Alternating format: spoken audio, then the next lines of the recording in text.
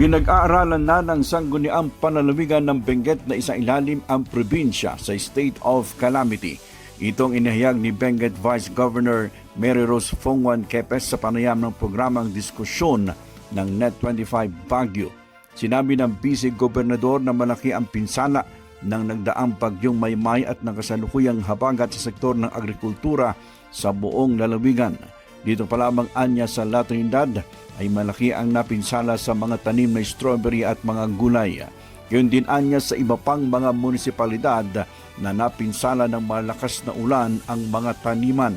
Dagdag pa anya rito ang mga napinsalang kalsada sa iba't ibang bayan sa lalawigan katulad sa Bagcal Road, patungong bayan ng Bukod at probinsya ng Nueva Vizcaya. May mga landslide din sa bahagi ng Halsima Highway, partikular sa bahagi ng bayan ng Atok. Dinagdag pa ni Vice Governor Kepes na may mga napinsalang mga bahay sa iba't ibang bayan kaya't inilikas ang mga apektado sa mga evacuation center. Sinabi pa ng opisyal na bagamat nakahandang lalawigan sa pagdating ng mga kalamidad, ay hindi pa rin maiwasan na may napipinsala at may mga hindi inaasang buhay na napapahamak.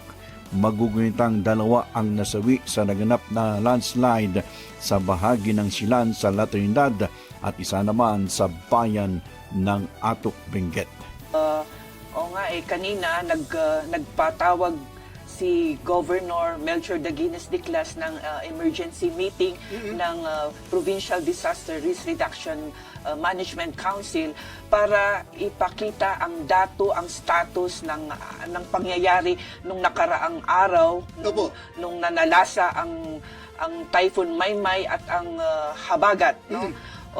Kaya kasi may ang purpose ng aming meeting kanina ay tignan ang sitwasyon at kung pwedeng ideklara ang Benguet Province under state of calamity po. Although hindi pa ho nagdeklara kasi pero based on the mga binigay na data kanina ng mga sari-saring office na concerned na umikot sa iba't ibang munisipyo na 13 munisipyo ng Benguet.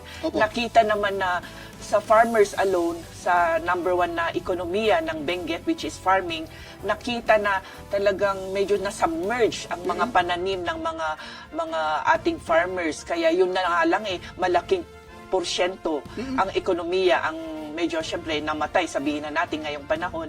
Kaya isang rason yun ng pagdedeklara. Malaking rason na yun dahil kung sa porsyento na lang, malaking porsyento. Although hinihintay pa namin ang eksaktong data na manggagaling mismo sa munisipyo after the days na nangyari ang typhoon po. Para sa mata ng Agila Northern Luzon, Leander Denver Garcia, matatag, matapang, matapat.